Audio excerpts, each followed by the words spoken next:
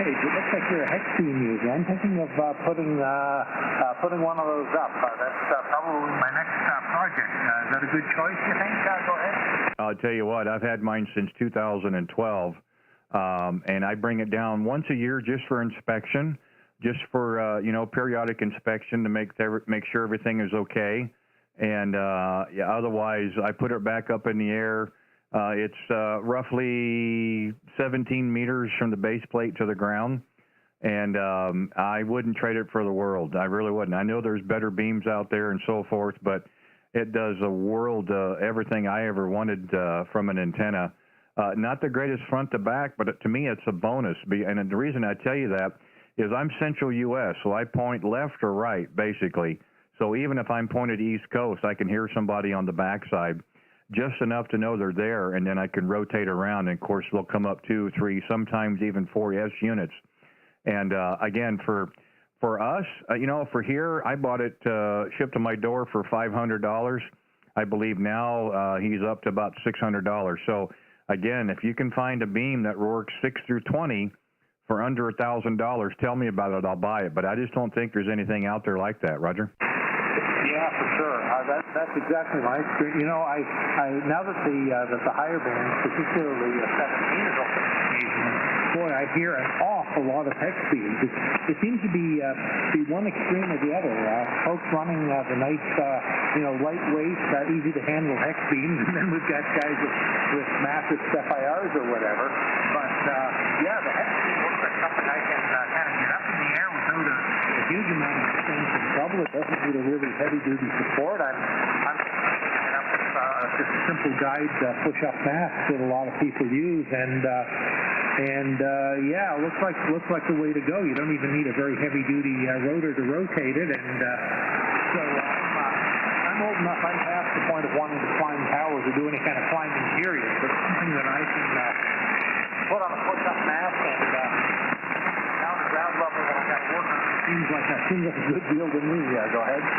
Yeah, it's a very simple antenna, and it works so well. I've had it through about 4 or 5 ice storms. I do have a set of ice cords on it to give it more stability. And we've had wind storms in excess of 70 miles an hour, just one a couple of weeks ago, and it just flops around like an upside-down umbrella. So to me, it's very weather-worthy, if that makes any sense. And, years ago, going to different farm auctions and stuff, I come across the tower that you see in the pictures. I picked up the tower for $75. And I go to a ham fest looking for a rotor, and I come across the ham 2 rotor. Is it overkill for the antenna? Oh, yes, and then some, but it was so cheap enough that I said, well, how could you blame it? So it's never going to, the antenna is never going to outwork the rotor, that's for sure. And I like having mine inside of the tower. It's about 4 foot off the ground, so if I ever have to take it out for service, I don't have to take everything down. I can continue using the antenna, just using the old Armstrong method to rotate it around. But I had the rotor service once I bought it at the Ham Fest. I've never had an issue with it. But you can use a small TV rotor. You can put it up on a push-up pole. If you got to get it at least 10 feet above the ground, because your SWRs are pretty high, below 10 feet. But once you get up around 10 feet, 20 feet, it just works phenomenally. And like I said, I wouldn't trade mine for anything. I mean, I know, and all the antennas work. Don't get me wrong. The Steppers, the Mosleys, the Force 12s, they all work, and they have great applications. This was what works for me, and this is a poor man's shack there, Roger. Absolutely, yeah, I agree. I've never had a really elaborate station, and I don't really feel the urge for one. But that would be the first directional antenna I've owned. But it looks pretty manageable, pretty easy to put up, pretty easy to work on if you got to work on it. And it's not that I'm short of space here. My property's a quarter-mile wide by a mile deep, but I've got some trees around the house and some outbuildings and stuff, and I don't want a million-foot run of coax out to it, and this is something I can mount relatively close to the shaft, get it up in the air. I finally put a better support up. This NSET I'm on is on a homebrew tilt over, again, just a pole made out of a combination of Schedule 40 pipe at the lower end up to kind of lightweight chain link fence top rail at the top, and it's about full 35 feet, and it's guide near the top to support a couple of NSET antennas. But wow, it works great, and I can tilt it down if I have to take a wire down or work on it. And so that's the kind of arrangement I like. It's a little heavy to tilt, but fortunately I've got some farm equipment, so I can always tilt it over and then catch it with the bucket of the loader and ease it down with that. So even for an old guy like me, it's not too hard to work on. Go ahead. No, and that's the best thing. I'm not into climbing stuff up off the ground either. So things that can be brought down, tilted over without me having to climb is also a very good thing. Well, I'll tell you, Doug, the band was really quiet. You were about 10 over that last time around, but you're also in for a great treat. We're actually streaming live right now on YouTube. We have a YouTube channel that's under our call sign, and we wanted to try it a little bit this evening to see how the conditions were in the band. So we started a few minutes ago, and so we've got it live on YouTube. So if you're interested in listening to our QSO and see how you sound on the air, you can either find it through my QRZ page. I've got a link, or you can go to YouTube, put in my call, and look for the one that says live, and you could listen to it. And it's kind of a neat deal, little bit additional thing to ham radio, Roger. Oh, fine business. I will definitely have to go check that out, because that would be quite interesting, and always curious to know how this this is the first modern radio I've ever owned, and people tell me it sounds pretty good. I'm talking to you on a Flex 5000, not really modern by current Flex standards, but at least it's one of those fancy radios with no knobs. And yeah, I'll have to check that out. Interested in anything that might turn up on YouTube. I spent many years of my career in the professional television production. So YouTube is kind of cool and interesting for a guy like me. Go ahead.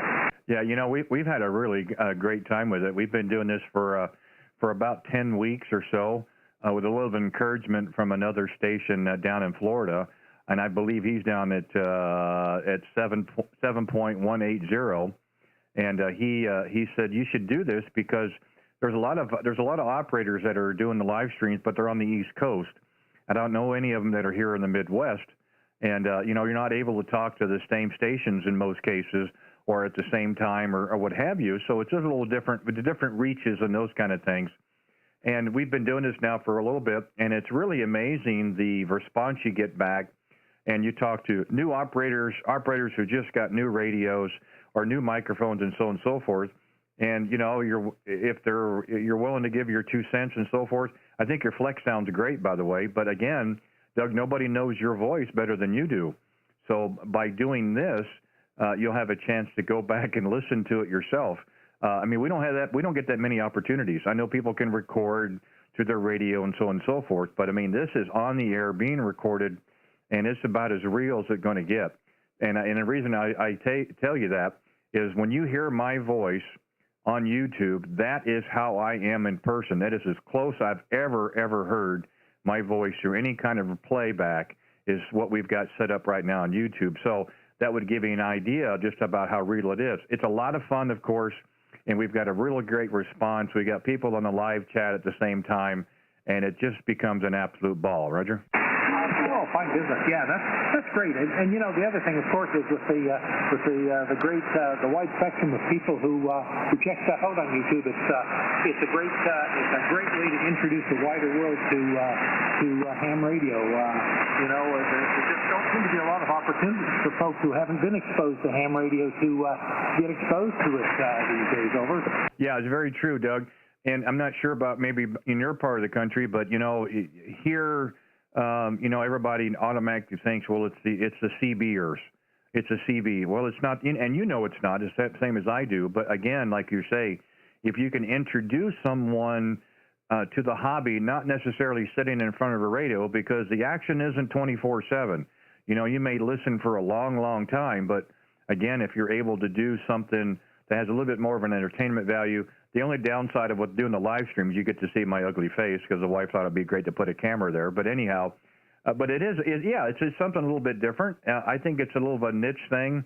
I think we've been able to either pass on some information to people, maybe try to help them.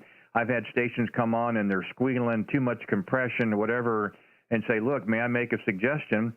And then when they listen to it on playback, you get emails and texts and so forth to say, wow, what a big difference from day one.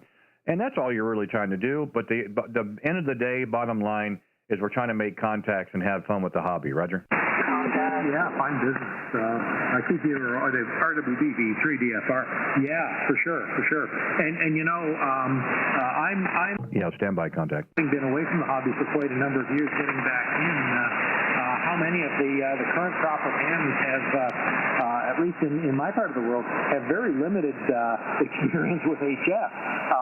They all seem to get on the air and immediately migrate to 2 meters and repeater style operations, and let alone something as exotic as CW. A couple of summers ago, actually for a couple of summers in a row, I was joining an old friend of mine on a fish club down just south of Windsor, where I'm from, and we actually got together in 2017 on the 50th anniversary of a field day that we did together when we were students, and we put together a station of that vintage. We ran a Ranger and a Drake 2B on CW at his club's field day operation, and I went down and operated field day a couple of subsequent years with slightly more modern gear. But I was shocked when one of the young hams came in and watched us for a while, and then just wide-eyed said, wow, what you guys are doing is so cool. I've never seen this before.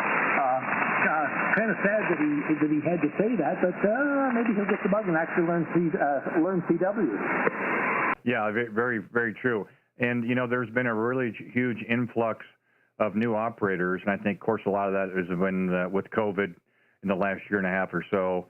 And that's, I think it's great. One, it grows the hobby, and it's nice to have an influx of newer operators. I don't know how many people I'll talk with during the week when we're on our channel that have been away for the hobby for many years, and they've just come back, one because of COVID and what have you. And that's great. I think it's terrific. And I fall into that same category. About 2017, the bands were dead in my world, and I had other things I needed to get done, and the equipment just sat until about October this last year, moving some things around. Happened to flip the switch on, and it was on 15 meters, and there was activity. And we've been here ever since. And then we started the live stream about the end of January, and so here we are today. And all I can see here is I think when the Sun Cycle 25 really starts to get going, I really think it's going to really take off. And I'm hoping that these new operators who are just biting at the bit to make contacts, that they don't get too frustrated or lose interest in the hobby. Because when it comes on, it'll take 10 watts, and you can talk all over the world. But at least I'd hope that's the case. But Doug, we did have a contact real quick. We'll take a short standby and see if we can get back with the contact. But I did enjoy talking with you. You're more than welcome to stand by, of course. But we want to try to make sure we can get some other contacts in there as well. Roger? Yeah, fine business. By all means, this has been a great chat, and I'm going to go check out your YouTube channel, and you make a few more contacts and keep getting the word out there. Been a great chat. Certainly enjoyed hooking up with you, and I'm sure we'll catch you again. 7-3 for now. Stay well, stay safe. K0RWB, V3DFR. Yeah, fine business, Doug, and to you as well. You and yours up there. You also be safe and be well. It's Wednesday Hump Day. So a couple of days closer to the weekend. Have a good one as well. I hope we do have an opportunity to talk again. I have no doubt we probably will, and I look forward to it. Usually during the week, about 2 o'clock Central, we're usually on 20 meters, and then for a few hours until the band dies. But, it has to be flexible. That's what we're doing. That's why we're out here tonight on 40. But I'm glad we are, because we made a contact, and I think that's terrific. So thank you again. Appreciate your time. Thanks for giving us a call, and I look forward to it again. Victor Echo 3, Delta Foxtrot Romeo, Kilowatt 0, Radio Whiskey Bravo. 7-3s, my friend. 7-3. Okay, this is K0RWB. Contact, come back with your call, please. Yeah, QS,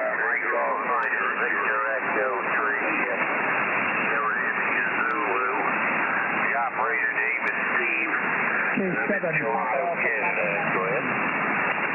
Steve, a little bit of a static crash here. I didn't get the suffix. I got Victor Echo 3. Could you give me the rest, please? Sierra, India, Zulu, Sugar, Italy, Zulu. Yeah, okay, got it that time, Steve.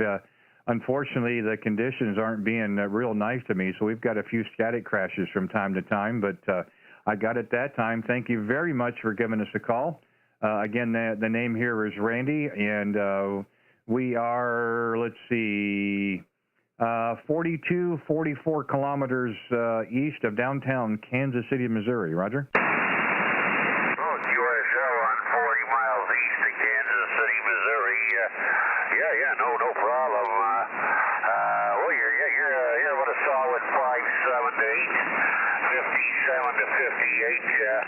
I'm running a Yaesu FT890 with a 40-meter got 110 watts. Yeah, well, I think that's great. Well, you know, when the band stops the crashes, a nice solid 5.9 on you, and the audio is really good. Of course, that's the radio that you're running. That's why it sounds so good there, Roger.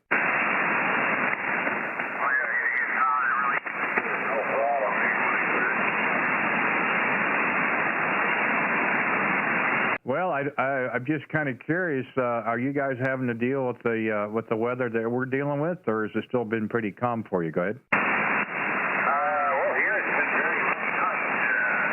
Today, mainly sunny and about 60-some odd degrees.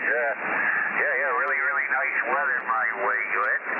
I think that's terrific. We've had 24 hours. We're back to the to the doom and gloom.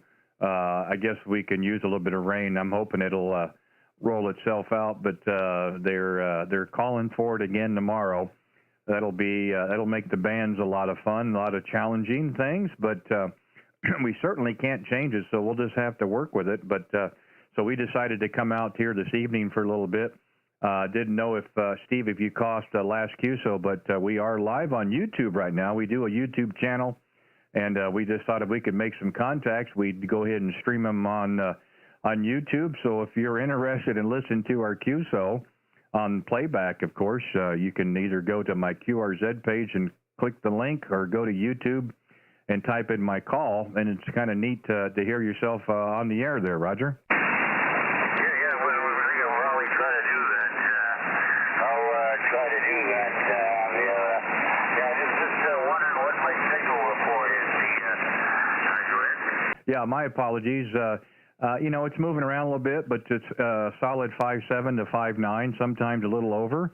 And then when a static crash comes over, it knocks us both out. But no, it's been very solid signal the entire time, and the audio has a nice little punch to it as well. Roger? I really appreciate that.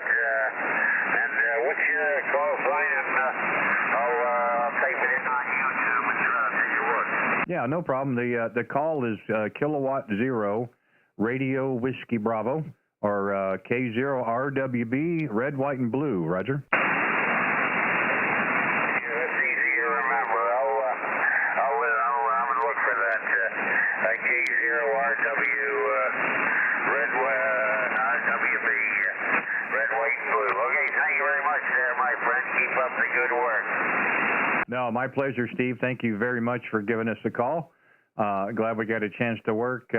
I'm checking in my logger. You know what? We did have a contact December 24th of 15, and I have a feeling that's probably when I was doing the special event of the Christmas train way back then. But on 20 meters back in 2015. Well, thank you again for the second contact on a new band there, Roger. Great to work you again there, my friend. Great to work you again. Okay, well, you stay safe and you stay healthy. All the best to you from north of the border. Okay, Steve, thank you very much. You as well. You be safe and be well. Have a great what's left of the week and a wonderful weekend.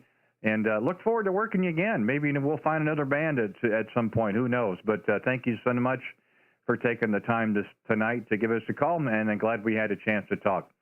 Victor Echo 3, Sierra India Zulu, Kilowatt 0, Radio Whiskey Bravo, 7-3.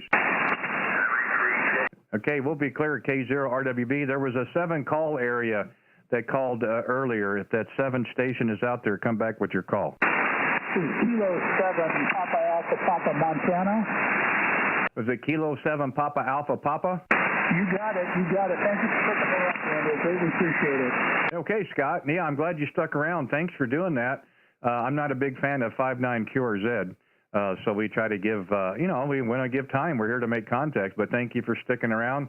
I'll look at the meter next go around, but no problems pulling your call out as long as I don't get a static crash at the same time there. Go ahead. Yeah, you're coming into Montana solid, plus 20. I caught the very last CISO, and so you're super solid out here. We've got gorgeous weather, 62 degrees. The Yellowstone River, which runs right smack dab through the middle of Billings, is starting to fill up with the snowmelt from the Rockies, and gosh, it feels good. COVID is kind of in the rearview mirror. Things are absolutely looking up. Oh, that's terrific. Yeah, let me give you a report here. You're 5.9 plus 10, so working quite well. I got your page pulled up, and I'm putting it here on the stream as well. A terrific little setup.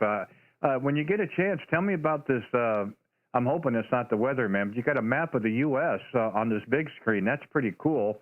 I'd be curious about what that is. There, go ahead. Well, people have asked me. I am so tired of the news that I do have the weather channel that is typically up, but I know that there are some software programs that are very similar to that. So that's kind of what's playing there. I'm noticing you're used to, Randy. Are you a cyclist or a past cyclist?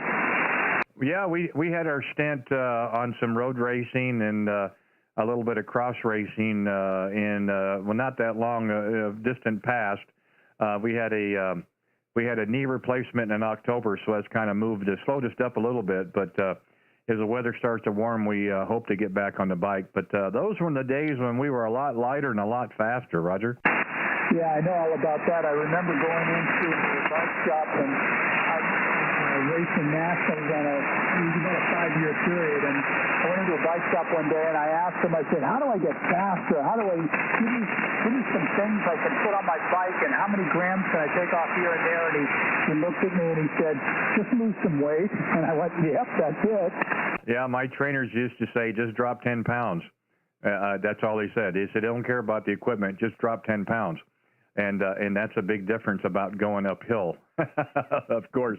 Hey, one more comment. Your main QSL card. How did you get a picture with the lightning at the same time? Off a cliff that is about 65 feet above my PCH, and running down to a boulder, and it's directional, so it's radiating out in your area. Yeah, my apologies. I doubled with you in the beginning. You tell me real quick, how did you get lightning to hit the top of the mountain and get a picture at the same time? I wish I could take credit for it. That is a shot of a mountain on the northern edge of Yellowstone Park, and it's called Electric Peak.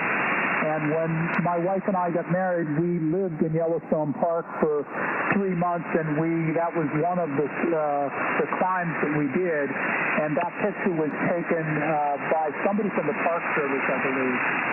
Yeah, that's very cool. And you know what? I would use that as a picture as well. I mean, if you go to my K0RWB page and you see my K0RWB picture or card there, people go, well, I don't remember seeing anything like that in Missouri. And I said, yes, you're very true. Down in Florida. But I thought it was such a wonderful picture, we decided to try to make a card of it there, Roger. Yeah, absolutely. And I heard you chatting about the hobby. I've been an operator for just over a year, and just unbelievable the different avenues that you can take on it, and it is unbelievable the spirit of the people that are out there that are willing to help, that are willing to give you advice, and your channel right now, what you're doing right now, and I listened to you a little bit, just that service mentality is just so awesome. And I think you're absolutely right that the hobby is going to grow unbelievably over the next 3 years as we come into this next cycle. Yeah, and I'll tell you what, and the reason for the hobby being the way it is and the way it's going is actually operators like yourself who are relatively new to the hobby and are starting to see, you know, some different technology. The cool thing about amateur radio is they're the nicest. It's a community.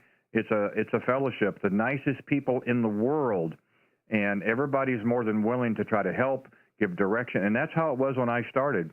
And I'm not doing anything different that was given to me when I first started. I have some wonderful Elmers who gave me great advice. We didn't know anything about this YouTube thing and so forth. It was getting on the air, asking questions, you know, of course, being polite and so forth, waiting your turn, those kind of things. But you know, if we're able to do some little small thing that might help somebody in a certain direction or something, hey, great.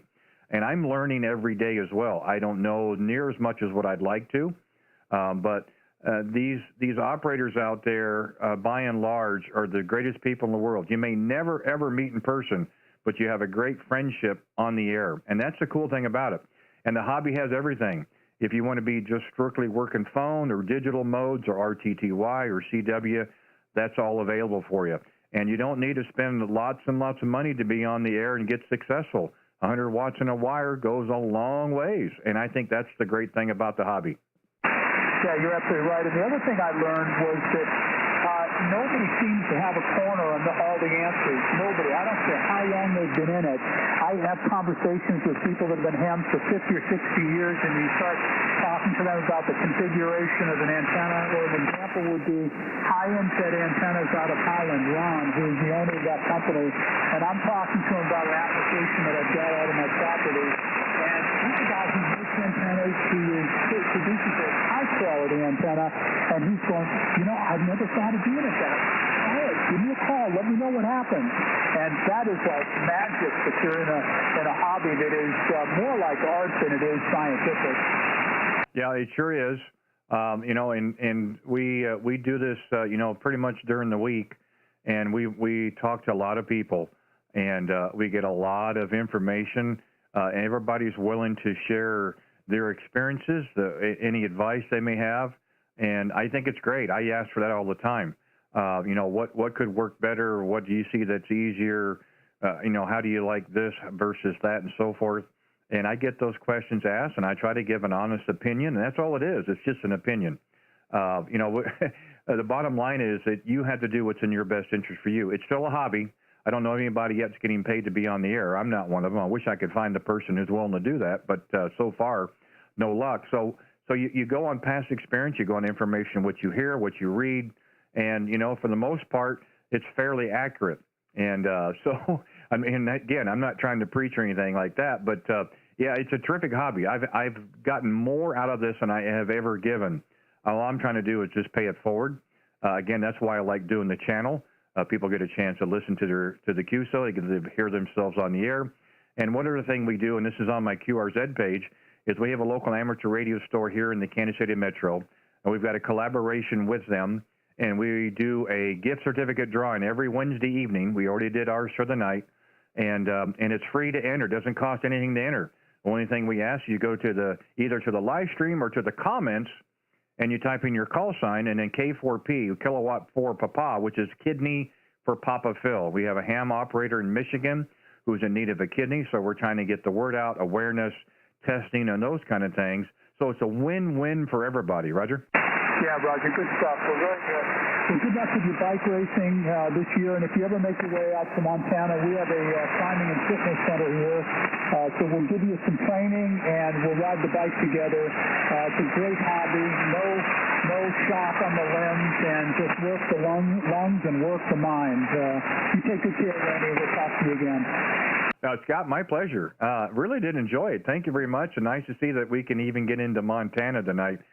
40 meters, we're not really set up real well antenna-wise.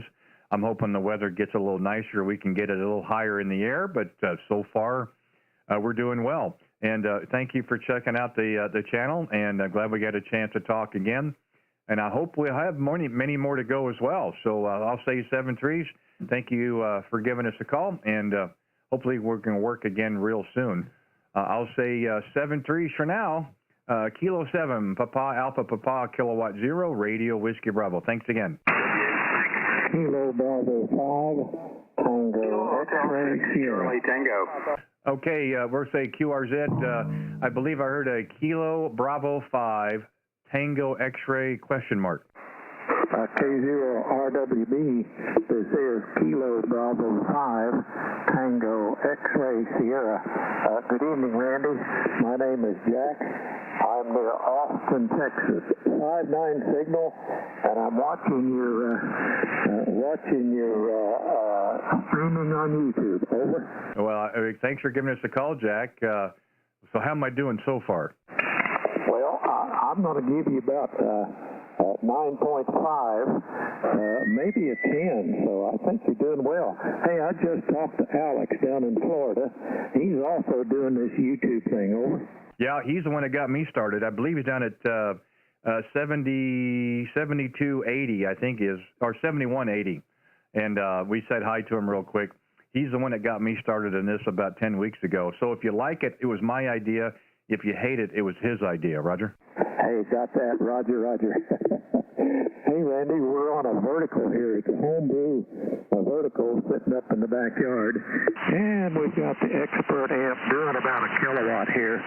So we're exercising the home-built vertical. It's a 40-meter monoband vertical. Over. Yeah, well, if you're watching this stream, you'll see the signal report. It's a good 10 to probably 20 over there a few times. A nice close-in station, so to speak. I had 4 contacts in a row in Canada, which I was just flabbergasted. I didn't think the band was that long. And then just finished in Montana, Idaho, and now Texas. So we'll go from about 1,400 miles to 636. So I'm really glad to see the band is open. If we can get away from the static crashes, it'll be a great night. Roger? Roger, Roger. Well, Randy, my wife is a show-me girl. She grew up on a dairy farm near Nevada. That's about 100 miles south of you there in Nevada, Missouri. But we've lived here in Texas since 1978. Hey, nice to meet you here on 40 meters, and keep up the good work. This is pretty neat. KD5TXS 73. Okay, Jack. Well, I hope you subscribe to Alex's channel, and don't forget to subscribe to mine as well if you like what you see. Like I said, I'm having a ball with it. It's a lot of fun. You meet a lot of great people, and I think we'll just continue doing it until either people stop watching or we get tired of it. But I can't see either one at the moment, but everything could change. Great signal. Love the audio as well. Of course, you can listen to that when you get a chance there as well. But I do appreciate you giving me a call. Thank you very much. I appreciate the time. I really do. And I hope we'll have a chance to work again. I'll say 7-3 for now as well. You be safe and be well. You and the missus there in Texas, not too far from the lake. It kind of makes me jealous as well. Anyway, 7-3 for now. Kilo Bravo 5, Tango X-Ray Sierra, Kilowatt 0, Radio Whiskey Bravo. Thanks again, 7-3. Here's Kilo Hotel 6, Charlie Tango. The Kilo Hotel 6 again? Kilo Hotel 6, Charlie Tango. Okay, I got you that time. Just want to make sure I get it right. Kilo Hotel 6, Charlie Tango. Steve, good evening. How are you, sir? Good evening. Pleasure to meet you, Randy. I've been listening to the past couple Q shows or so. I'm down here in Central Florida. I guess you looked up the QRZ page already, and I've been looking at your YouTube stream. Looks really interesting. I love this stuff. Got a couple things in common with you, but I'll turn it back to you for again.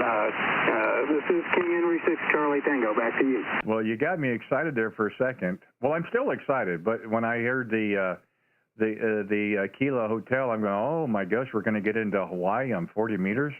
But it's okay. Florida's just as good for me, Roger.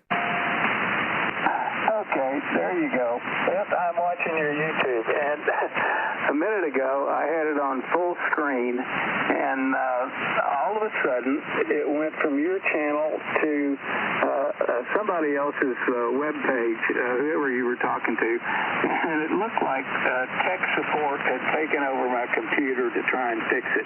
The mouse was going everywhere, and I didn't have my hands on anything. Craziest thing I ever saw. That picture you see of the station is woefully outdated, but I still have the puppies there. The next one down is my favorite. Okay, back to you, KH6CT. Oh, fine business. Well, I see. Of course, I put your page up there as well, and I see the first page. I like the switch box that you got against the wall. That's pretty cool. The next picture down, very high tech, and with the dual monitors, I'm sure that works really, really well. And so you've got. I take it you're an operator, and you've got an associate operator on the counter as well. There, Roger. Yeah, they're good little puppies. Anyhow, wanted to also thank you for your service in the Air Force. 33 years was a few more years than I did. I have 25 in the service of the Navy. It was all a good time and lots of fun. I'm sure yours were the same, and no regrets, just as I have none. Over. Well, I appreciate that. And thank you very much for your service as well. With the YL also served. That's kind of how we met. And you know, you can't live with them, you can't kill them. So anyhow, no, you know, there are some assignments that are certainly better than others. Of course, I think that's with anybody's career, and there are good locations that are better than others. But yes, by and large. It was terrific. We didn't have anything else to do. It was like serving time. We always said we were serving time. We just didn't know how long the sentence was. And you get to the point where we're not really going anywhere else, and we've done what we've wanted and accomplished more than we ever anticipated. And so September of 2017, we said thank you very much, and took off the suit and put another one on. And that lasted for 10 days, and I said, no, we'll just stay retired. Okay, makes sense. Well, I've got a few years on you, I guess. I retired a long time ago. I went in 71 and did my 25, and then decided to go back into engineering. Went to a little school before the service. Went to a little school down southeast of you, down there in Rolla. Sure you've heard of that. Over. I sure do. Been through there many times. Yep, I sure do. The only reason that you went into 71, you just had a head start. I started in 83, so you just had a head start on me. Okay, well, I had not planned on going in at all, but along came a thing called the draft lottery. It used to be that the hometown draft boards would take care of you and let you get through college, but the lottery grabbed me, and I ended up number one in the lottery, and I knew I was going somewhere in the service. So. Yeah, well, you know, there's worse things, that's for sure. I wish more people had an opportunity nowadays. You certainly learn a lot of values and work ethic that I think stays with you even after you leave. We're very fortunate that we had YL that understood and served, and one of my children followed in our footsteps, so she's serving now. And I think it's great. You know, again, we certainly did enjoy our time. Overall, there's a few spots here and there, of course, but all in all, we had a great time with it. And there are many, many days where we do miss it, but we keep getting older every day, so I think our time has passed. Go ahead. Yeah, that's for sure. I had a few life skills behind me when I went in, and some of the guys under me they'd never picked up their socks before. They'd left their dirty clothes on the floor, and they came into a whole different world. And it was my pleasure to help bring some of those kids up and turn them into proper human beings. Okay, another subject in common. Your hex beam antenna looks just like mine up in the air. Over. Well, gosh, I hope so. I thought they all looked the same. Pretty much. Mine's NA4RR also. Stumbling over my words here. Go ahead. Yeah, that's the good old Roger Rockwell down in Pensacola. Terrific guy.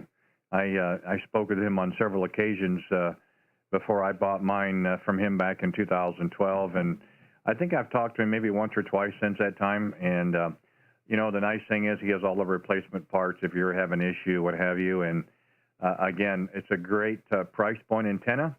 And, I believe anytime you can direct your signal, it certainly adds a lot of opportunities for contacts. Roger? Yeah, I agree with you. Like you said, the front to back is not really apparent on the waterfall. Well, yeah, it is apparent on the waterfall, but not on the S meter for some strange reason. Anyhow, when I point it out west, I can talk to California. When I point it to the east, I talk to Europe. So makes me happy. Over. Yep, exactly. That's kind of how it works for me too. I don't mind the low front to back because my location it's either pointing left or right, and whoever's on the back side I can generally hear. And as I bring it around, they come up in my receive, and I come up in theirs, and there's not so much more you can ask for, is there? Yep, that's for sure. You've been hanging in about 15 over 9. The static crashes are still underneath you, but perfectly readable conversation. Okay, don't want to hold it too long here. It certainly has been a pleasure. Like you say, ham radio is all about making friends and having fun and learning stuff and teaching stuff and helping others get along. Whatever we can do for each other is what we all do. Over. Yeah, it's very, very true. Again, I had a lot of help in the beginning, and I think with most operators, initially you can be really reluctant to ask questions so you don't sound stupid. But in a very short period of time, I got over that because there were so many different operators out there on the air that were very cordial, who gave their time, who were willing to ask questions of me, of what I was wanting to do and what I was, what my expectations were. And then people gave me their opinion. That's really all you can ask for on any of this. You can ask for anyone's opinion.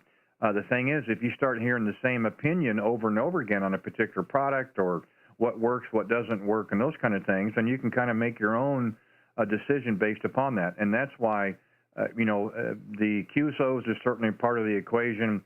A lot of the forums is part of it as well. And, again, we're just trying to absorb this all. If we're able to shed a little light on something or some experience we may have that may benefit somebody, hey, great. If nothing else, we had a great QSO in the meantime there, Roger. That's for sure. Certainly agree with you. One quick question, if I could.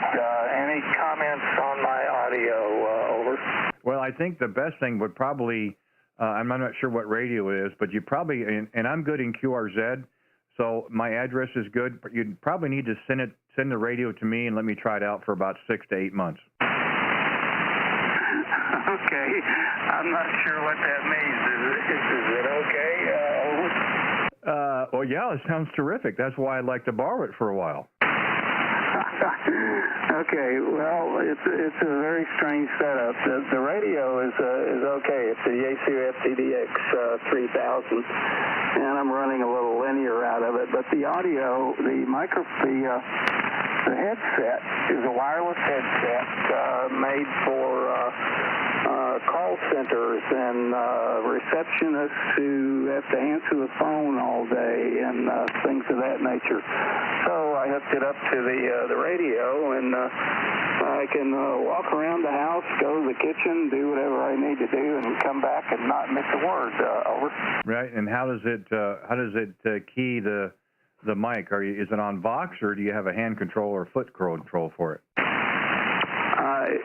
It works with Vox. I can set that up. I have all my Vox turned off at the moment. I tried it several times, but my guest operators will start barking and barking and barking sometimes, and it just throws the Vox all to dickens. So I have a push talk switch handheld that I use with it. Yeah, well, that's the reason I asked that is, unless you've got the Vox set up just right, there's always a delay. It's cutting off part of the first word, and it could cut off the last one. And I didn't hear any of that. So if you hadn't told me that, I would guess that you're sitting in front of the radio with either a hand control or foot control, and that's it. But what you've just described was something I would have never have guessed, and I would have never guessed a call center headset microphone would work. So I just learned something else tonight. So no, I think it sounds terrific. Okay, thank you very much. Speaking of not using Vox, the XYL just came in screaming that her computer has crashed. So I am going to have to say 73 and aloha and go see what I can do for her. Back to you, sir. It's been a pleasure. We need to do this again. This is the longest QSO I've had in years, I think.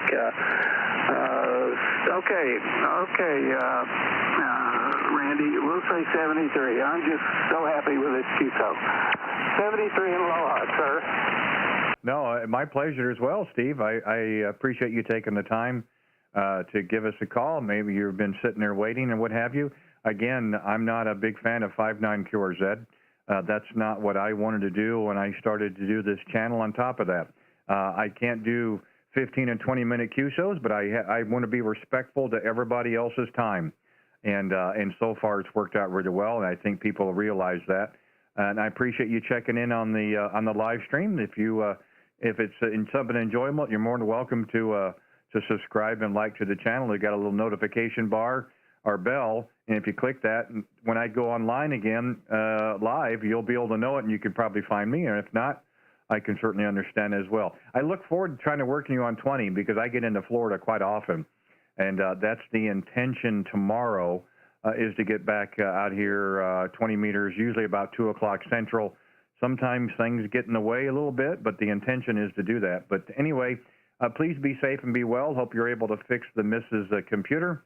And I did enjoy it, and I have a feeling that we're definitely going to be able to work again. So I'll say 7-3s for now. Enjoy what's left of the week. Steve, thank you so much. Kilo Hotel 6, Charlie Tango, Kilowatt 0 Radio, Whiskey Bravo, 7-3s. 73, Randy.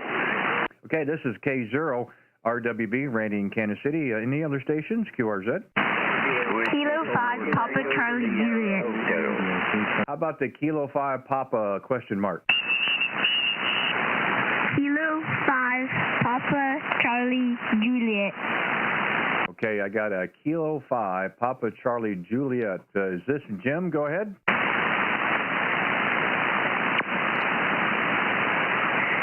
No, sir. My name is Owen, and James is my dad.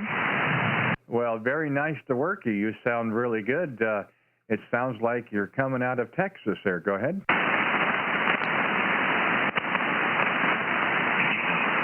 Yes, sir. My name is Owen. Oscar, Whiskey, Echo, November. And you're really good with phonetic alphabet as well. Well, I think we got ourselves a brand new operator. Boy, thank you very much for giving me a call tonight. My name is Randy, and we are just on the east side of Kansas City, Missouri. Go ahead. Yes, sir, Mr. Randy. You're 5'9", plus 20 here in Huffman, Texas. QSL? Well, well, thank you very much. That's a surprise. 5'9" plus 20. So I guess I better do the same for you. You are also 5'9" plus 20 here in my station. Go ahead.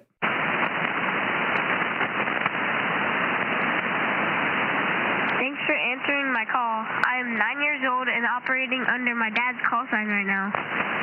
Well, I think that's terrific. So are you going to start studying for your own license, or are you going to work with your dad there for a while? I got my technician class license last summer. My call sign is KI5KKM.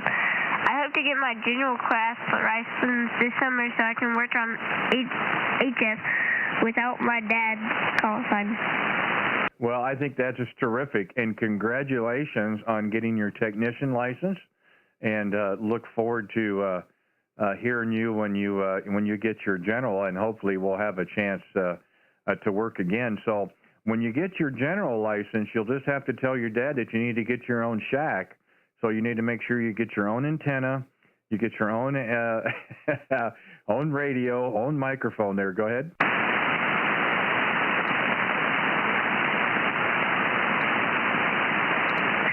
asked my dad what kind of radio I was going to get, and we were watching you on YouTube.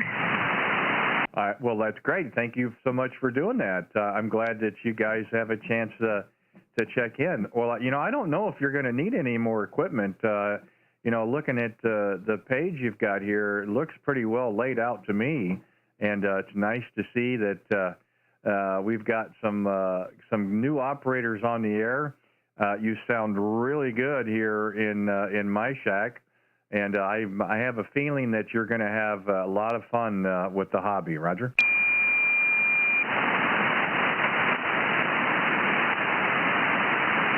Yes, sir. Our antenna is a 40-meter rotatable dipole at 75 feet on a tower that we put up last year. Wow. Well, no wonder did you sound so good then. So I'm looking at my logger, and it looks as though the QTH would be kind of north and east of Houston, Texas. Would that be good?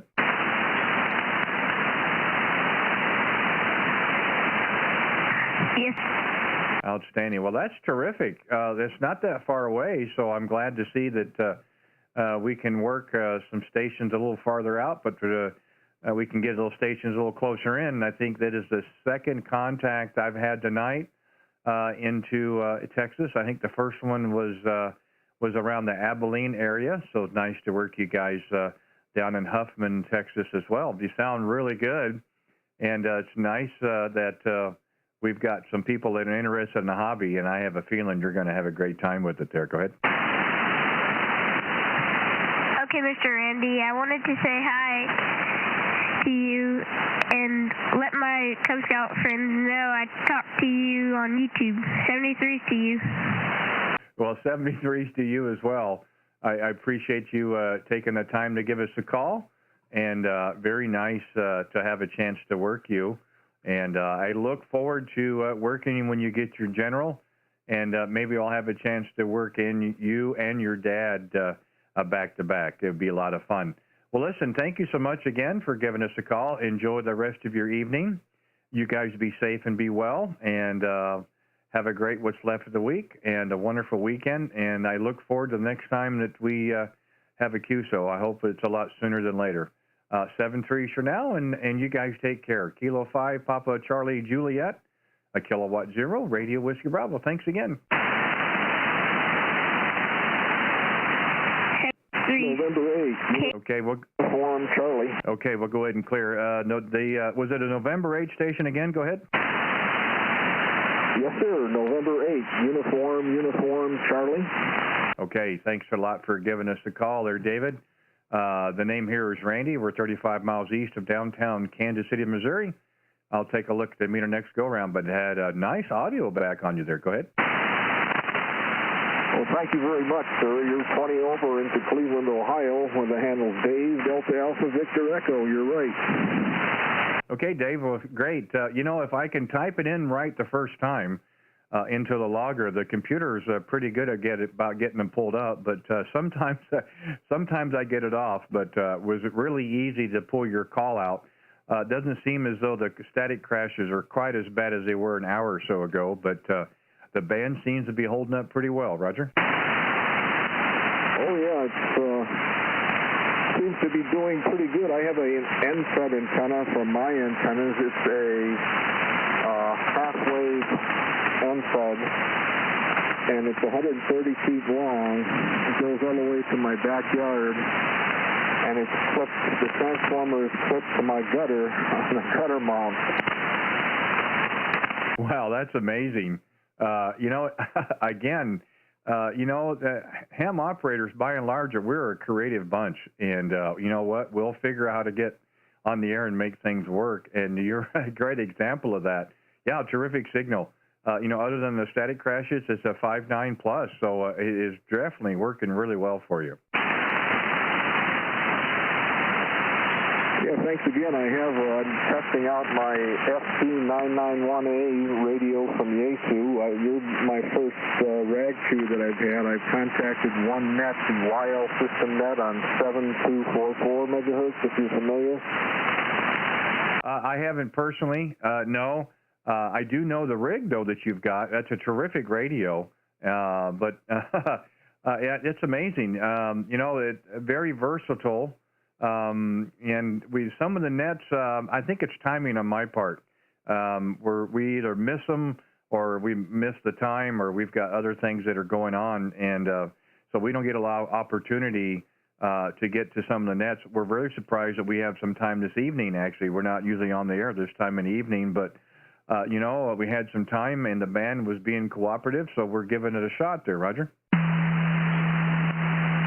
Roger, QSO, just like to ask you, did you happen to do your lawn for the first time and get it cut? I just got mine cut for the first time and fertilized.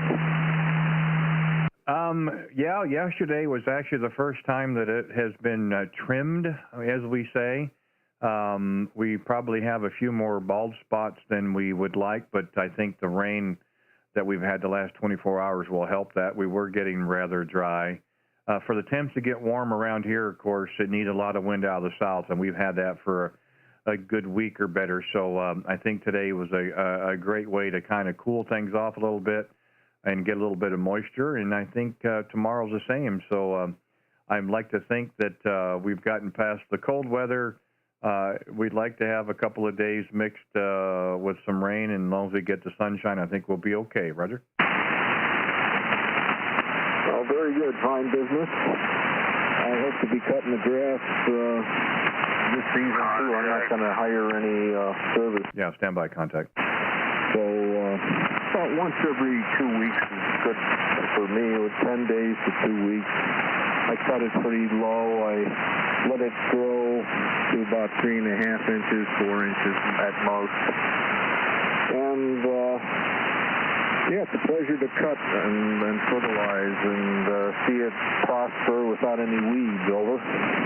Yeah, I think so. I think a lot of people are probably dealing with that this time of year. You know, it's just kind of the way things work in the springtime, and I have a feeling that a lot of the stuff that doesn't belong will start to dissipate, and some of the other the grasses will start to grow. We live out in the country, so we're not a real big fan of, you know, staying on top of the lawn 24/7 kind of thing. We've got too much acreage for that, but we cut grass and we cut weeds, so we have a mixture of both, and we're not complaining either way. So, but as soon as it gets cut, it gives us more time for radio. Roger. All right, yeah, it's always great to play radio and have time to do it. I'm semi-retired myself. I'm age 61. I just got my extra license and ticket in October. I was really excited to get it. I only got 2 wrong on the 50-question test, so I studied pretty hard, 40 hours for it, and did fairly well on it, I think. Hey, congratulations. That's great for getting your extra. And, you know, it does open the rest of the bands up for you. No, yeah, it's really nice. And, yeah, terrific, only missing 2 questions. So, yeah, you can definitely tell that you put some work in. I think that's terrific. And, you know, again, terrific hobby, lots of stuff on the bands, and from here to there and everything in between. So I have a feeling if you want to stay busy on the air, you will, Roger. Sure will, and it's been a pleasure talking to you. I'd like to get back to some TV watching, if I may, and perhaps scanning the bands on 80 meters and seeing what's up. But thank you for the QSO, and I'll be clear on your final. This is NAUUC. Okay, Dave. Hey, thanks for giving us a call. Enjoyed it. Glad we had a chance to work this evening. Do appreciate the time very much. And as I said earlier, we're actually live on YouTube. If you're interested in listening to our QSO and see what you sound like on the air, you can either go to my QRZ page. I've got a link, or you can go to YouTube and put in my call sign and look for the video with today's data course. And you could probably fast forward to about 55 minutes in. That gets you pretty close. It's kind of fun. Like I said, we don't get much opportunity to hear ourselves on the air. So give a look, give a listen if you're interested. If not, I enjoyed it anyway, and hopefully we'll have a chance to work again. 7-3 for now. Be safe and be well. November 8, uniform, Charlie, Kilowatt 0, Radio Whiskey Bravo. 7-3s. N2PNE. How about this K0RWB in Kansas City, the contact station? Come back with your call, please. The station earlier that said contact. If you're still there, come back with your call. Nothing heard, QRZ. November 2, Papa November Echo. November 2, Papa November Echo. Boy, big signal. Tom, how are you doing this evening? Okay, Randy, how are you? I've been listening to the mail. Just running about 800 watts. Name is Tom, title man. And GTH's Landrum. I guess you got it already. Well, like I said, if I can type it right into the computer, it usually spits it out pretty quick. Now, some people would go by Thomas or Tom. I may get that part wrong, but I usually get corrected quite quickly. But, hey, thank you for South Carolina. That's the first one tonight for me. And, yeah, terrific signal, by the way, Tom, 10 over. And no problems copying you whatsoever there. Go ahead. Yeah, okay, fine business, Randy. I just put up a new hospital 555 today. Right now I'm on my inverted V. Okay? Just want to see if I can switch to the hustler. I'm switching now. I'll be on the hustler, N2PNE. Well, in between the static crashes, I can tell a little bit of difference about 1S units, about 5 and 8, and the other one seems about 5 and 9 to a little bit over. But it seems you switched right when I had a static crash. But yeah, I can tell a little bit of difference, but you're still coming in pretty good, Roger. Yeah, you're very loud on the inverted V off the tower, but I got almost 200 feet of RGA coax going out there. And it's just going about 500 watts right now. T990 into AL80 amp. Okay, there we go, Randy. I'm in Upper Greenville County, South Carolina, and 2 miles from Tryon, North Carolina. Elevation is 1,050 feet. So there's one big hill north of me, and then the state line. So I'm way up in the mountains. Over. Oh, that's terrific, because altitude is your friend, of course, and with amateur radio. If you would, give me a quick rundown on the equipment, if you would, please. Okay, I gave you a minute ago. A Yaesu Fox Tango 990 into an AL80B into my inverted V, which is up about 48 feet on my Wam Spalding Tower, and almost 200 feet of coax, because my bedroom is on the south side of the house, going through the attic and then out to the tower. So it's about 190 feet run. Yeah, fine business. My apologies, but I missed the radio. I heard the rest, and I probably should have said that, but I wasn't thinking at the moment. So a 990, yeah, it's terrific, Tom. Yeah, loud and proud, as they would say back in the day. Very good signal, real solid, and you know, having a little bit of altitude, and then having the antenna off the side of the tower isn't hurting you at all either. We're not set up really well per se here on 40, just you know, a 40-meter dipole off the side of my tower. We're hoping to get it up a little bit higher as the weather gets a little warmer and a little bit less wind. But you know, for now it's doing fairly well, and we're making contact, so you can't complain there, Roger. Well, I find You go up about a quarter wave, that's all you need. I have a 16-foot mast on top of that 4-bay dipole, and then on top of that I have a Diamond M700 antenna from my repeater at 24 feet. The top of the Diamond is 82 feet up, and I have half-inch hardline and 3/4-inch hardline coming into the outer building there, but I had this up near the top, and I find I brought it down to the 48-foot level. Just about a quarter wave up works much better than getting it higher. Yeah, well, I can certainly understand that, and I don't know currently. I don't the way you're sounding here in my receive. There would definitely be no reason to make any changes. Of course, not that you would need to, but boy, very impressed. With the signal, maybe the band is open a little bit more there to the south.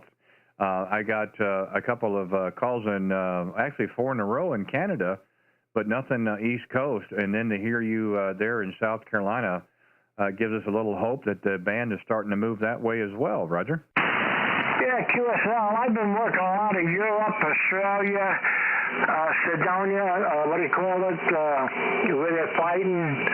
I can't think of the town. But anyway,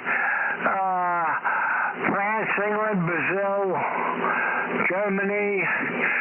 The band's been doing pretty good, and I've been getting 5.7 and 5.9 reports for the last month. So it's dead one moment, and then a rubber band your hand, and they come back, and they're gone, and that's the way 40 meters is going right now, but it's getting better. Yeah, I think you're right, Tom. What I've noticed, my experience is either signals start off really strong and they drop off about the end, or they come in rather weak and they end up strong. And that's okay. Again, as long as you can, confirm the contact and signal report. I mean, that's a contact in my book. And if you get a little bit of a QSO after that, I think that's a bonus as well. And yeah, it sounds like you're in a great location if you're making those kind of contacts. I just don't get that here. Again, it's probably just timing on my part. I'm not able to spend as much time in the shack as I'd like, of course. But when we do get time, like this evening, we certainly try to take advantage of it, and have had a wonderful time so far. And we made a lot more contacts than I would have ever anticipated. But it's very nice to work you there in South Carolina, and I'd be curious to see what else we can work tonight as well, Roger. Yeah, QSL, Randy. The band is with K0RWB Whiskey Bravo into P&E. Well, we finished at about 1, 2 o'clock, and then about 4 o'clock, I was turning to the band trying to get somebody to check the antenna, and 40 meters was dead as a doornail. Dead. So, okay, 73. Happy Easter, Randy. You take care. Couple days late or whatever. So, thank you for the good report, and you got a good report too. So, K0RWB 73 from N2 P&E. That's number 2. Like the best part of you, please, no excuses. Ciao. Okay, that's a great ending if I've ever heard, Tom. Hey, thank you very much for taking the time. Thank you for stopping by. And very nice to work you. I looked, and I don't see a contact in my log, so thank you very much for the first one, and look forward to working again, especially the great signal. I have no doubt that we'll have another opportunity. Shows about 700 miles as the crow flies. Still a nice contact for me. Hey, enjoy the rest of your evening. You be safe and be well. Have a great weekend coming up, and we'll look for you again. November 2, Papa November Echo.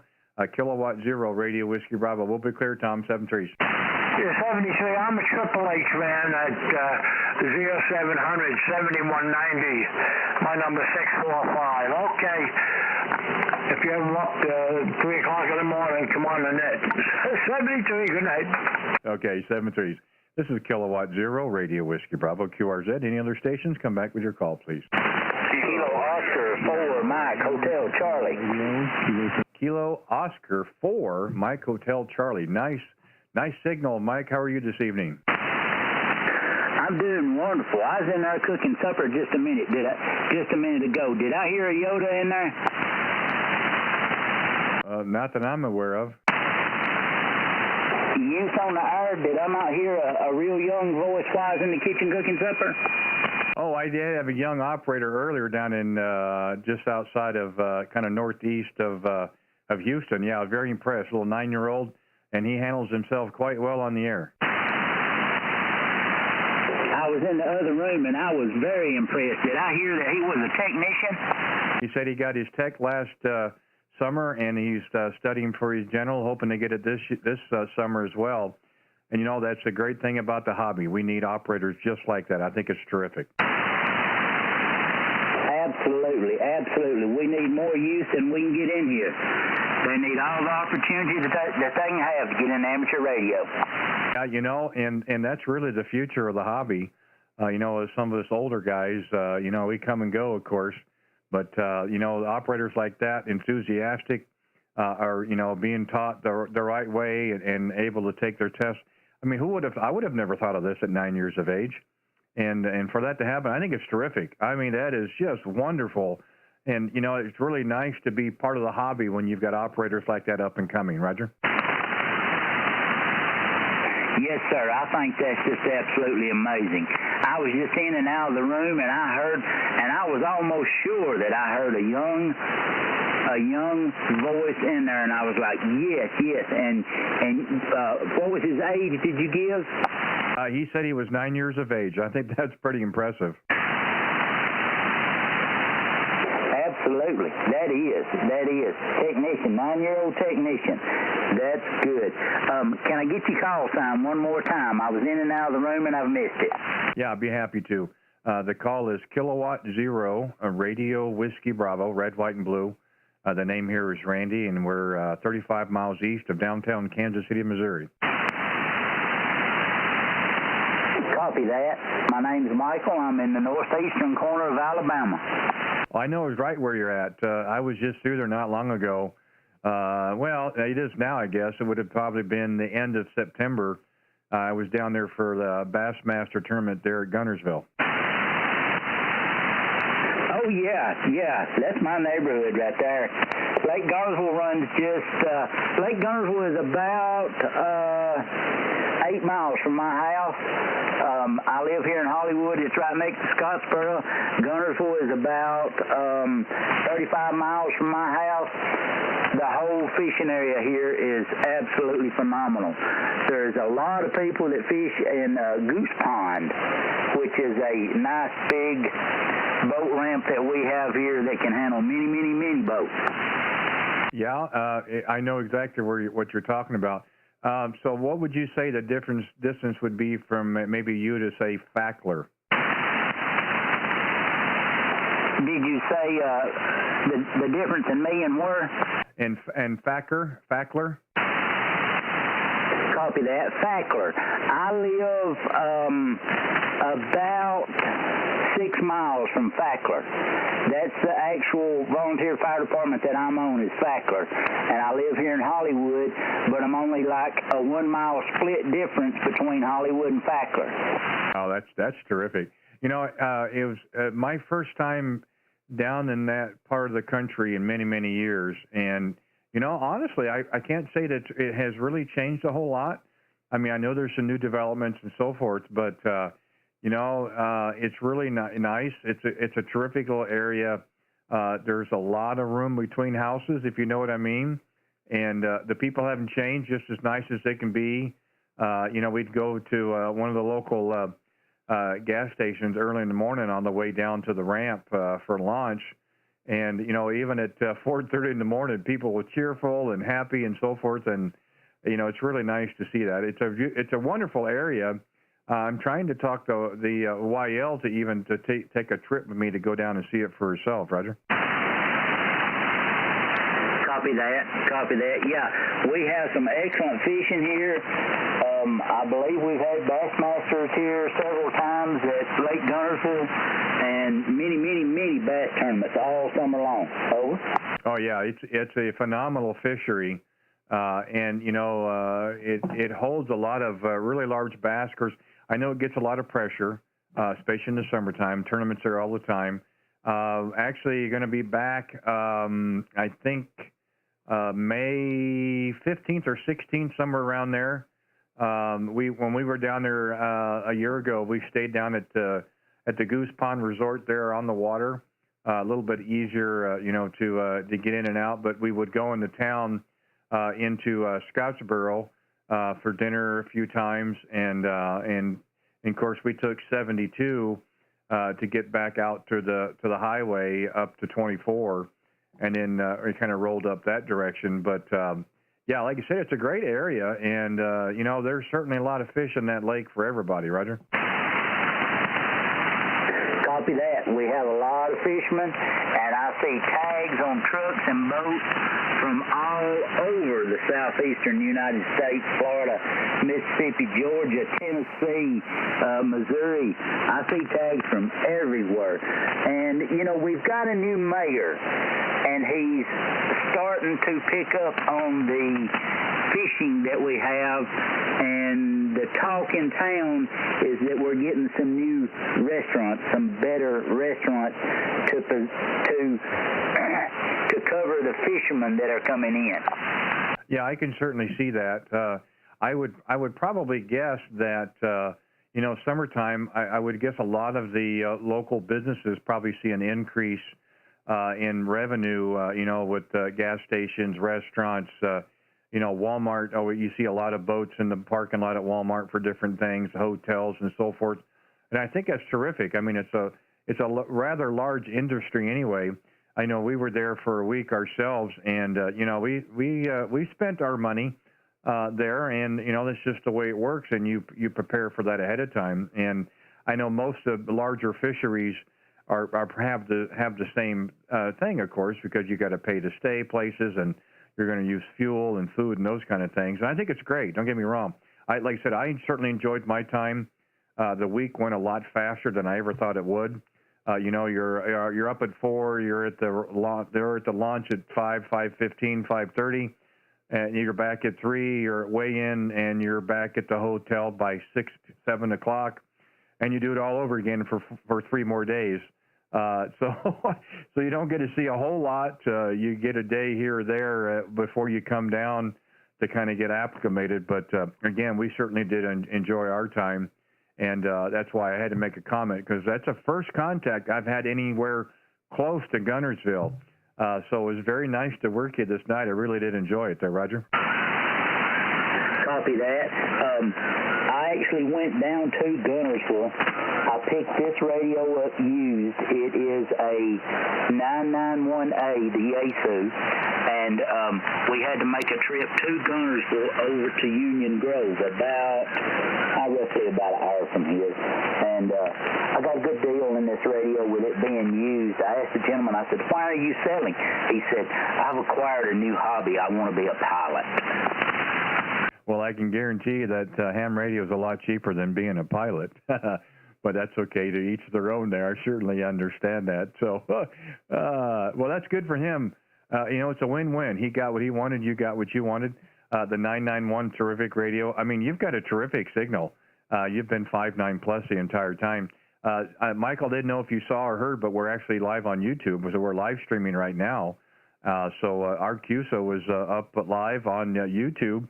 And if you're interested in listening to yourself on the air, you could put in my call sign there on YouTube and go to today's video and get a chance to listen to our QSO there, Roger.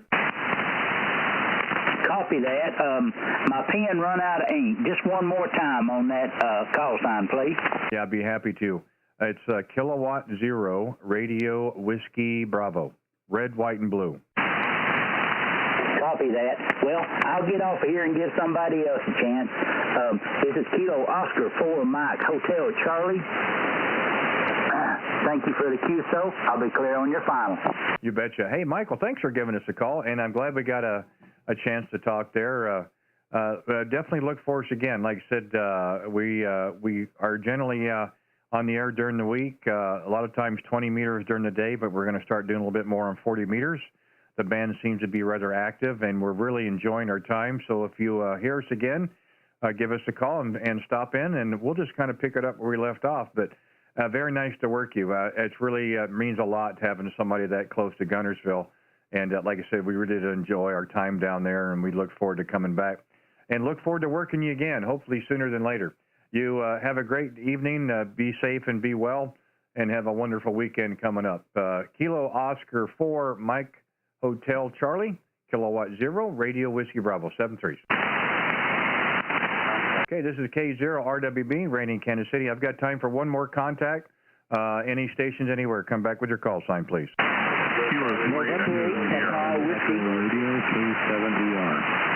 Got a Kilo 7 station again? Hey, Roger, Andy, how are you? Kilowatt 7, Echo Romeo. Okay, I think I've got it. Kilo 7, Echo Romeo. Gerald, good evening. How are you doing, sir? Doing okay, Randy. I responded on your channel, let you know that you had a really good signal. You were 9 plus, sometimes 20 to 20 over here, so you're doing a good job out here. I'm living in Minden, which is about 8 miles south of Carson City. Back to you.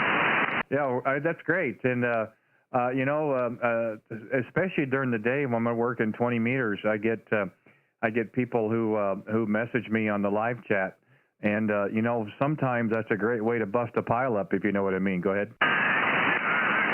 No, I understand. I understand totally. Yeah, I looked at your skills webpage. We're running the same radio.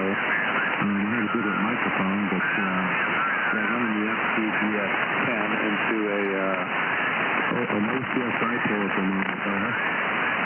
Yeah, well, you know, again, if the static crashes will leave me alone, which they've been pretty good here a little bit, I can usually hear pretty well. And you're in there. Don't get me wrong; it's doing okay. And yeah, hey, terrific on the FTDX10. I'm certainly having a great time with mine. We've had it for just about 6 weeks now, and I would not give it back. We're definitely going to keep it. I also own a 7300. It's in my alternate shack, or some people call it Studio B. But I do like the rig. I do like having the external monitor feature, which allows us to put the screen up on the display for YouTube. And I do think that the receive is maybe just a little bit tighter. It doesn't seem to get quite overloaded, at least in my experiences with the other radios. So again, I've got no complaints, and I'm really glad I did pick it up there. Go ahead. Yeah, Roger. I've been doing a lot of YouTube video watching. There's a gentleman, N4HNH, I believe, that he's been doing like a whole bunch of YouTube videos on it, so it's really helped me learn all the filtering in this radio, so I'm really enjoying it. I also have a 991 like the other gentleman, the guy that was in, I believe, South Carolina, which I hear him just as good as I hear you, which is amazing, so I think that's probably one of my hops there. But no, I'm really enjoying the radio. Having a lot of fun with it. Over. You know, I have too. To me, it's a radio that it's going to take a while for it to outgrow me. There's a lot more features on it than I'll probably never use. We did look at the 7610. We also looked at the 101 MP and the D model. We didn't go that route. One, it's a bigger radio. I like a little smaller footprint. I had another Yaesu that had dual VFOs and receivers. I never used a second receiver, so to me it felt like it would be relatively, not a waste of money, but it wouldn't be something I would use. And there's a different price with that, of course. And this came available. I've got a friend that works at HRO down in Plano, Texas, and made a phone call, and we were able to secure one and had it shipped to us up here within 2 days, and had a little issue getting the EQ set up. I've got a friend of mine in Knoxville, Tennessee that owns a new 101D, and we were on the phone. So these are his settings out of the 101 that he operates. I made one small change in the mid-levels. Otherwise, I think we've got it dialed in. When I hear myself on the YouTube playback, it sounds just like me. So I know it's got it dialed in. I did have a chance to work with several different microphones, and this seemed to be the best for my application. Roger? Yeah, Randy, it sounds real good over here. I do have a 781 coming in, so, and I would appreciate settings. So if If you could share those settings with me, that would be great. You can post them somewhere. 017 Echo Romeo. Jerry, send me an email. I'm good in QRZ. Send me an email, and that I can get a hold of you, or I can, or that you could. I'll send you an email back. It's a lot easier. I mean, I can give them to you. I can, send them to the email. I generally, just say, hey, just give me a call while you're doing it, and you can listen at the same time. However you want to do it, but I'd be happy to share the settings. Again, they were shared with me. I'm more than happy to pass them on to you as well, Roger. Yeah, most definitely. I appreciate that. Yeah, I'll look you up. I'll send you an email, and if you can share those with me, that would be fantastic. Because you sound awesome over here. I mean, the audio is really good. No problem, and got some fidelity to it. And I sitting here listening to you for a while, and it just sounds great. So, yeah, I would appreciate that.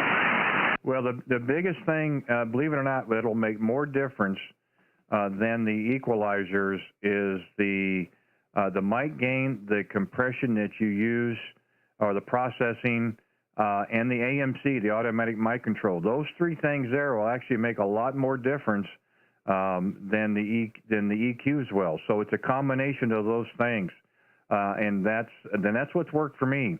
Again, our voices are different and so on and so forth, but these are really good starting points. So, yeah, by all means, send me an email, and we'll have a chance to chat, and we'll get you through it, no problem at all. And I look forward to it because, again, I was really struggling in the beginning, and I just had a chance to talk with a friend of mine who happened to have the new Note 101, and again, if it sounds great, it's my idea. If it sounds bad, it was his it was his settings. But no, I'd be happy to do it for you. Just give me an email, and we'll get it squared away for you. All right, Randy, I really appreciate that. It's like I said, fantastic comment over here in Minden, Nevada. I won't hold you. I will shoot you an email in a few minutes, and if you can send that to me, that would be great. And then maybe we can set up a sked or something. So anyway, take care. It's been wonderful talking to you, and I'm looking forward to talking to you again there, Randy. Take care. 017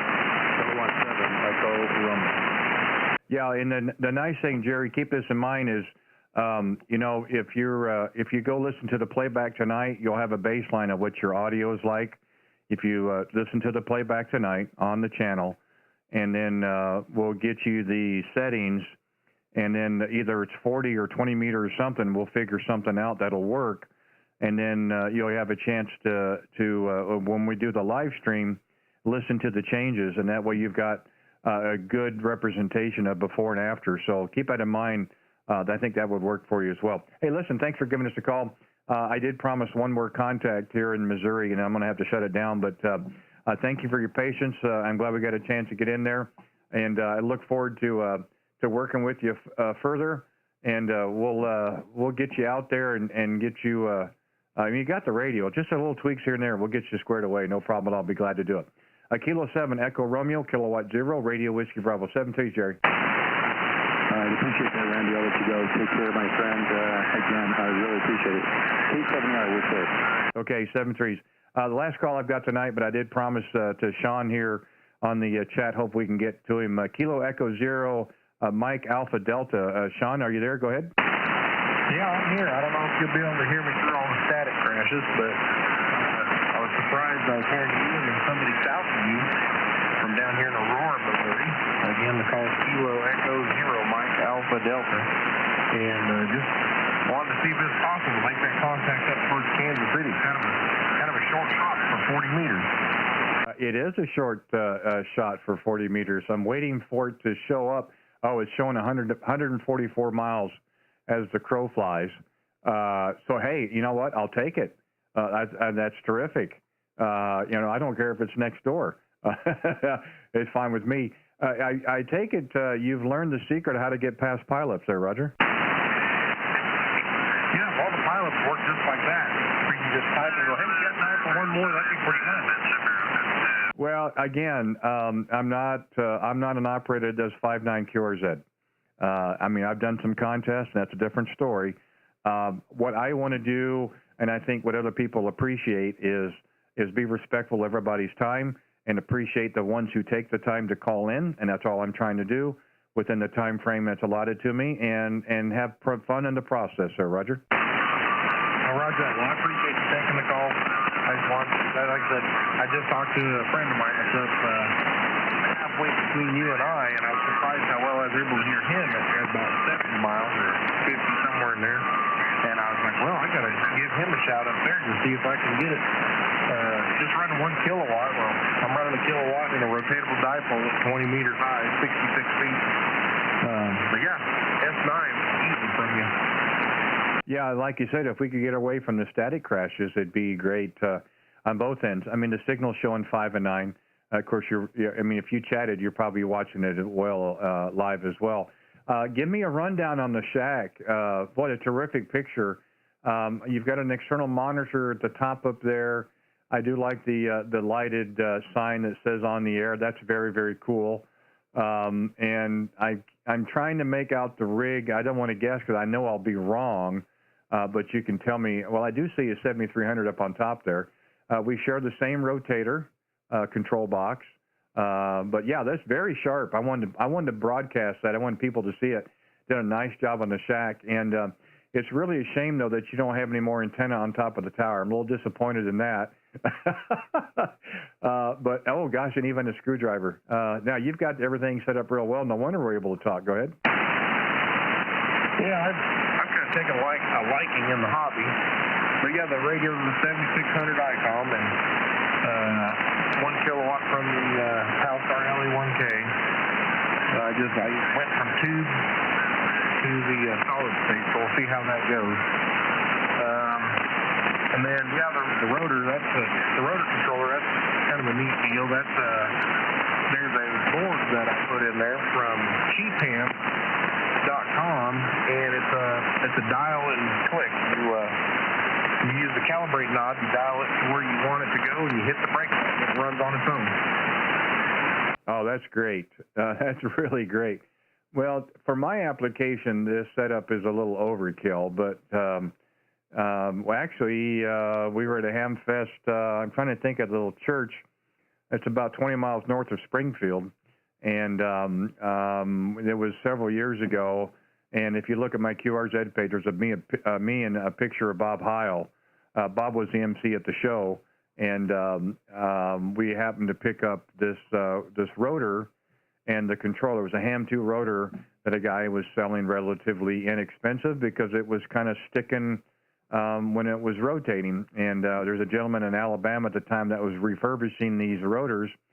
So I sent him the control box and the rotor, and he refurbished it for me, brand spanking new, new updates inside the control box. I can't remember, it was about $150 back shipped, and it's worked out quite well. Don't need a rotor quite that strong for a hex beam, but yeah, again, it was a price that we had a hard time passing up there, Roger.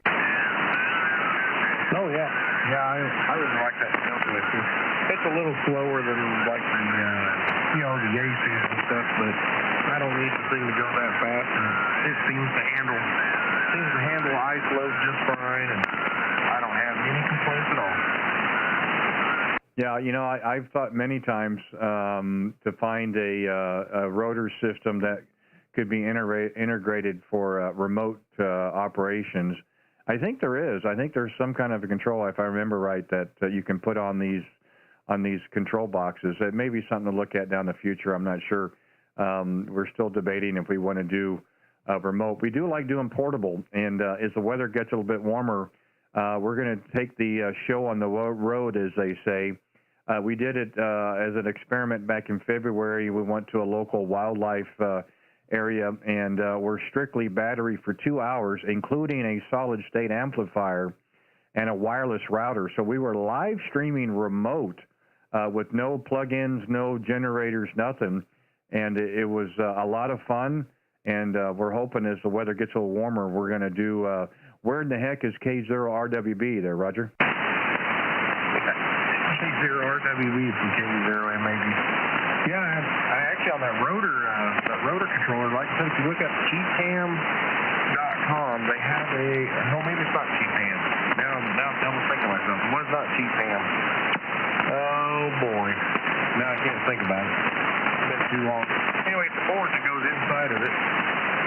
it allows you to have computer control of your old rotor control box, or you can, like I said, you can use it like one of the new ones where you use the calibrate knob, and you can use the calibrate knob to put your heading in, and you hit the brake release button, and it goes right there all on its own. It's $129, and it takes about an hour to solder it all in, but man, that's been the best modification I've ever done to this thing. Oh, that's great. If it works for you, oh, terrific.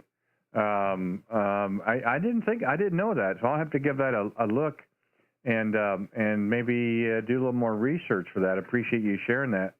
But I didn't realize that was possible. I just assumed because of the age that I would have to go to a new rotor and controller, because I would really hate to do that. You know what they say about amateur radio? 2 is 1 and 1 is none, so I guess it doesn't hurt to have a backup, Roger. I think about it. I think it was Hand Supply is where that comes from. Hand Supply, and it was just here not quite a year ago, and it works really good. I'm happy with it. And it's impervious to RF. I was afraid I was gonna put that thing in there, you know, RF from 160 meters or 80 meters to get in it and make it go wonky, but it seems to be completely impervious to RF. So I'm pretty happy. And it has a data port that comes with it where you can hook it into your computer and remote control it, or you can, you know, have like a Ham Radio Deluxe and control it and rotate the rotor for you. It's pretty neat. Hey, Roger. Yeah, that sounds really good. Did you guys have any bad storms coming through the last 24 hours? We just got hammered here about this time yesterday. Go ahead. Yeah, we had a bad one come through about 1 o'clock today, and I had everything disconnected. We had a lot of lightning. Yeah, we didn't have that till about 1:30 this morning, and before I shut everything down last night, we pulled the coax out of the well, the first thing going in, of course, is the switch box, but the main coax coming into the shack. We have this is what we call Studio A, which where I'm at now, and then the one in the basement is Studio B, so to speak. And of course, those are both disconnected. And I'm really glad I did. I don't think anything really got that close, but you know, I didn't want to have an opportunity when you've got the hex beam in the air, 45 feet, with an aluminum tower. You know, it can be a pretty big magnet for lightning. Didn't have anything close, so I'm really glad of that. But it'd be interesting. If it did go, I wouldn't want to be around when it happened, Roger. Yeah. Well, I'm going to have to say, too, these static crashes are getting pretty bad on my end. I'm getting 40 overs. I haven't looked at the radar lately. I wonder if we're getting something coming in. I'm catching about every other word, but I really do appreciate you, Randy, coming back to me and letting me make a shout-out on there. Like I said, I was just curious if I could get into Kansas City or South Kansas City there. It's kind of a short hop. But anyway, sounded very good. You're still, with the static crashes we've had, you're still at S9 plus a little bit, so really surprising for the short hop there. But K0RWB from K0MAD, I'll clear out on your final, all right? So thank you, and good sounding station. Yeah, I appreciate that, Sean, and yeah, thanks for standing by there. I'm glad we got a chance to work. Interesting enough, you know, I've got a couple of contacts over here in Green Valley, which is about 6 miles from me. There's about 3 operators probably within, maybe 5 or 6 miles of each other. One's kind of north, and the 2 of them are there actually in town, and we you know, and work really well on 40, which is really surprising, being really that short. So you know, anything can happen. Propagation is definitely in control, but no problems hearing you the entire time. You know, the static is there, but you're over top of it. So I think it's great. I'm glad we got a chance to work, and I appreciate you taking the time there on the live chat as well. We got a little thing up on the that I put up on the screen there. We've got this next week. We're doing another gift card or gift certificate giveaway. The information on the QRZ page, or simplify it. You can go to the live chat, put in your call, and K4P. That's kidney for Papa Phil. He's a ham operator in Michigan that we're trying to get the word out. He needs a kidney. We're trying to get you know, some awareness. You know, people with testing, those kind of things, and what have you. And if you're interested in being, you know, considered, or you want to qualify, supply, or apply, or whatever you want to put it, again, put in your call K4P, and make sure your email is good in QRZ, because otherwise that's the only way I have to get a hold of anybody. And if it's not, then it doesn't do us any good. If not, that's fine. But I enjoyed the contact, and I appreciate you taking the time. And, yeah, I have a feeling we'll work again. I look forward to it. And thank you for the information on the control box. That'll be very helpful. Enjoy the rest of your evening. Be safe and be well. Look forward to you again, Sean. So Kilo Echo Zero, Mike Alpha Delta, Kilowatt Zero, Radio Whiskey Bravo 73. All right, and before I run away, I just found my stuff on that. It's a rotor E, so rotor, like Romeo Oscar, Tango Oscar, Romeo, rotor, dash EZ, Echo Zulu. So rotor E for high gain rotor controller from Ham Supply. Anyway, I hope you were able to hear that. And, yeah, 73, this is K0RWB. Yeah, I did, Sean, and I just wrote it down. Thank you very much for that information. I'm going to give a look at it tomorrow. So, hey, thanks again. I really did enjoy it, and I'm sure we'll have a chance to work again. 7-3, Kilowatt Zero, Radio Whiskey Bravo. We're going to be clear and QRT. Whiskey 4, Yankee Delta Delta. Whiskey 4, you're just not going to let me leave, are you? Okay. Hey, good evening. I'll do this again. I'm having way too much fun. Bill, how are you this evening? I'm fine, sir. I won't keep you but a minute. I've been working on this amplifier, and I just got it back online there and just going to get a quick test there if I could. It's been down for about a month, and I got to run it again. See how it's doing. What kind of amplifier is it? It's a AL1500 Ameritron there. Okay. I'm glad you got it running. I'd be more than happy to try it out for you for a few months if that'll help you any. Well, I'm not wish I'd have done that before long, but I'm just trying it out there, and it seems to be working okay. Yeah, matter of fact, the signal's 20 over here in the Kansas City area, and the audio is nice as well, and the signal's dead solid. You're kind of the second contact for me in that part of the country. I had a South Carolina contact earlier, real close to the North Carolina border. So you guys aren't really that far away. I'm showing just about 600 miles as the crow flies. But yeah, a nice solid signal, and I don't hear anything from the static crashes when you come across, so I'd say the amplifier's doing well for you. Roger, my friend. Well, I'll let you go there. I know you're ready to get out, and I can understand that. And I do appreciate you coming back. First test on 40 there on this amp there since I rebuilt it there. 73's to you, my friend. Appreciate your time. Whiskey 4 Yankee, Delta Delta. No, I appreciate it as well. I wish I could spend more time, but I got a tap on the shoulder, so you know. So you know what that means. I'd still be out here, but I do appreciate it very much. Thank you for the short QSO, and I hope, Bill, we have a chance to work again. Amp sounds good for me. I think it's tremendous. Every little bit helps. Enjoy your evening, sir, and thank you for taking the time to give us a call. Whiskey 4, Yankee Delta Delta, Kilowatt Zero, Radio Whiskey Bravo. We have to go QRT. Thanks again. Check.